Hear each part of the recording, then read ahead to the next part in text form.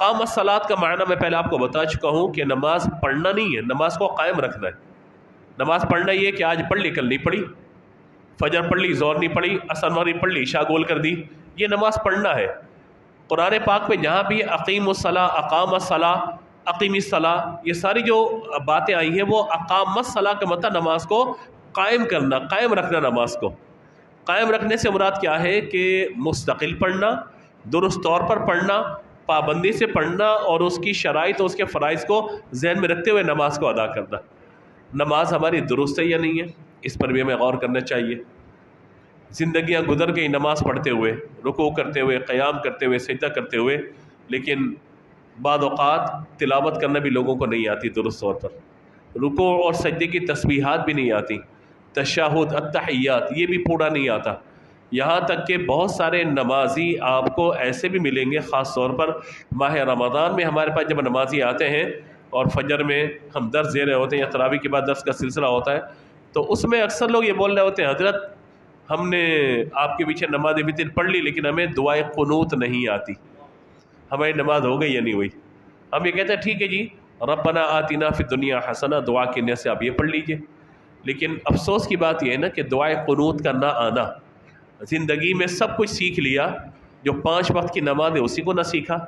تو میری بسد احترام آپ سے گزارش ہوگی کہ آپ کسی اچھے قاری صاحب سے، امام صاحب سے، مؤذن صاحب سے وقت طے کریں، مرد حضرات، خواتین کسی اچھی معلمہ سے رابطہ کریں اور ان کو ایک مرتبہ نماز زبانی یاد کر کے سنا دیں۔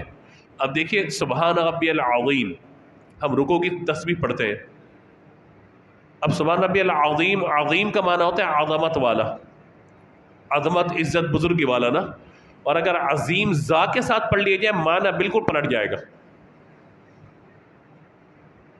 اس طرح قل هو اللہ احد، قل قاف، 2 نقطے والا جو قاف ہے، قل هو اللہ احد، اس کا معنی کہہ دو وہ اللہ ایک ہے۔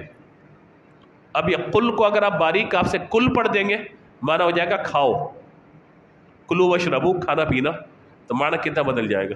آپ کی نماز درست بھی ہو تب بھی کسی قاری صاحب کو ایک مرتبہ نماز اپنی سنا دیجئے، اور جو خواتین ہیں وہ کسی معلمہ کو اچھی جس کی اپنی نماز درست ہو وہ سنا دیں، اور پھر نماز کی شرائط اور فرائض وہ زبانی یاد کر لیں۔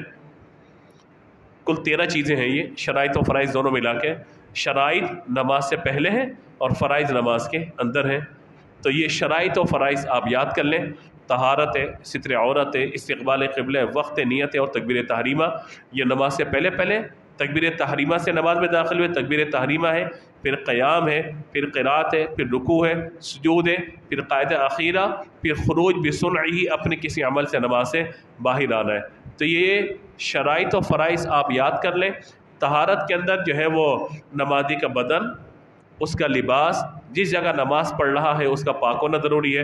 ستر عورت کا مطلب جسم کو چھپانا ہے، مرد کے لیے احکام الگ ہے، عورت کے لیے الگ ہے۔ اس طرح استقبال قبلہ، جب نماز پڑھیں تو چہرہ قبلے کی طرف اور سینہ قبلے کی طرف ہونا چاہیے۔ وقت، جو نماز پڑھ لیں اس کا وقت ہونا چاہیے، فجر ہے تو فجر کا وقت، ظہر ہے تو ظہر کا وقت، عصر ہے تو عصر، مغرب تو مغرب، عشاء تو عشاء، اور اس میں اوقات مکروہہ، سورج نکلنے کے 20 منٹ کے بعد، سورج غروب ہونے سے 20 منٹ پہلے، اور زوال آفتاب کا وقت، نصف النہار شرعی۔ ان چیزوں کو ذہن میں رکھیں۔ ایک مرتبہ آپ اچھے انداز سے چیزوں کو سمجھ لیں گے نا تو اس کے بعد سارا معاملہ درست ہو جائے گا۔ نیت ہے، فرض ادا کریں تو فرض کی نیت ہے، وتر ادا کریں واجب تو واجب کی نیت ہو، سنت مؤکدہ، غیر مؤکدہ اور نوافل کے اندر ان نیتوں کو حاضر رکھے بندہ، سارے معاملات آسان ہو جائیں گے۔ پھر تکبیر تحریمہ، نماز کو شروع کرنا، یعنی ایسی تکبیر کہ جس سے کھانا پینا، بات چیت کرنا، سب چیزیں حرام ہو جاتی ہیں۔ پھر تکبیر تحریمہ، اس کے بعد قیام ہے، قیام کتنی دیر کرنا ہے، پھر قرات، کتنی رکعات کے اندر کون کون سی قرات کرنی ہے، کن رکعات کے اندر سورہ فاتحہ پڑھنی ہے، کن رکعات کے اندر سورہ فاتحہ کے اندر سورت ملانی ہے، اور چھوٹی سورت پڑھنی ہے کہ بڑی پڑھنی ہے، یہ بھی ذہن میں رکھیں اپنے۔ پھر رکوع کی کیفیت کیا ہے، قرات کے بعد رکوع آپ کا کتنا ہونا چاہیے، پیٹھ کی کیفیت کیا ہو، گھٹنے کس طریقے سے ہو، اور اسی طریقے سے سجدے میں جا رہے ہیں تو اس وقت کونیاں زمین پہ لگی ہوں کہ اٹھی ہوں، یہ نماز کا مکمل طریقہ ہے۔ تشہد میں بیٹھے تو آپ کی انگلیاں آپ کے گھٹنوں سے نیچے جا رہی ہیں، بالکل ہاتھ اوپر موجود ہے، یہ سب چیزیں سیکھنی پڑیں گی۔ اور خروج بصنعی، اپنے عمل سے نماز سے باہر آنا، قاعدہ اخیرہ، اگر دوسری رکعت میں نہیں بیٹھے تو کیا مسئلہ ہوگا، اگر 3 رکعت یا 4 رکعت والی نماز پڑھ لیں تو یہ سب چیزیں سیکھنی ہوں گی ہمیں۔ نہیں سیکھیں گے، نماز اگر غلط پڑھ لیں تو گناہگار ہوں گے۔ یہاں تک کہ فرمایا کہ بندہ 60 سال تک نماز پڑھتا رہتا ہے مگر وہ سنن الہدا پر نہیں ہوتا. سنن الہدا سے مراد یعنی جو نبی پاک علیہ الصلوۃ والسلام کی سنت اور طریقہ اس پہ نماز نہیں پڑھ رہا ہوتا. میں سمجھتا ہوں کہ بندہ اپنی عمر گزارے اور نماز پڑھنا ہی اس کو نہ آئے تو سوائے اس کو اٹھک بیٹھک اور زمین پہ ٹکرے مارنے کے کچھ بھی حاصل نہیں ہوگا. تو بہت ضروری ہے کہ نماز کے شرائط، نماز کے فرائض، نماز کے واجبات، نماز میں اگر غلطی ہو جائے تو کس غلطی سے نماز واجب الاعادہ ہو جائے گی، کس غلطی سے نماز ٹوٹ جائے گی، فاسد ہو جائے گی، اور کس غلطی سے نماز ہو جائے گی اور مکروہ تنزیہ اس کو پھر دوبارہ دہرانے کی حاجت نہیں ہے. تو یہ سب چیزوں کو سیکھنا ہوگا. لیکن اس سے پہلے طہارت کے مسائل بھی سیکھنے ہوں گے. وضو کی کیفیت کیا ہے، غسل کا معاملہ کیا ہوگا، نجاست غلیظہ کیا ہے، نجاست خفیفہ کیا ہے، کپڑے پر نجاست لگ جائے تو کیا حکم ہوگا، خون نکل گیا اگر اور بہنے کی مقدار ہوگی تو کیا ہوگا. تو یہ سب چیزیں سیکھنے کی ہیں. نہیں سیکھیں گے تو زندگی آپ اسی طریقے سے گزار دیں گے. اب اس سے اندازہ لگائیں کہ یا حی یا قیوم برحمتک استغیث، یہ ایک وظیفہ ہے، اللہ تبارک و تعالیٰ کا نام ہے اور پڑھا جاتا ہے کہ اے حی اور قائم رہنے والے، اے قائم رہنے والے اور دوسروں کو قائم رکھنے والے، اپنی رحمت کے ذریعے میری مدد فرما. برحمتک استغیث، اپنی رحمت کے ذریعے، اپنی رحمت کے ساتھ میری مدد فرما. یقین مانیے کچھ دن پہلے ایک صاحب مجھے ملے، انہیں مجھے یہ سنایا، لیکن برحمتک استغیث جو انہوں نے پڑھا نا، میں نے کہا نہیں جملہ تو یہ ہے ہی نہیں.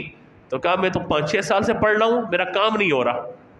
تو میں نے کہا اللہ کا شکر ہے کہ آپ اللہ کے عذاب سے نافرمانی سے بچے ہوئے، ورنہ آپ تو غلط پڑھ رہی ہیں. پھر میں ان کو باقاعدہ لکھ کر تلفظ درست کروا کے ان کو بتایا تو پھر انہوں نے صحیح طور پہ اس کو پڑھا. تو یہ کیا مطلب ہے کہ بس تسبیح پڑھنا شروع کر دیا، بعض اوقات قواعد درست نہیں ہوتے، معنی بگڑ رہا ہوتا ہے مگر پڑھا جا رہا ہوتا ہے. تو اس اعتبار سے ہمیں اپنی نمازوں کو درست کرنا ہوگا.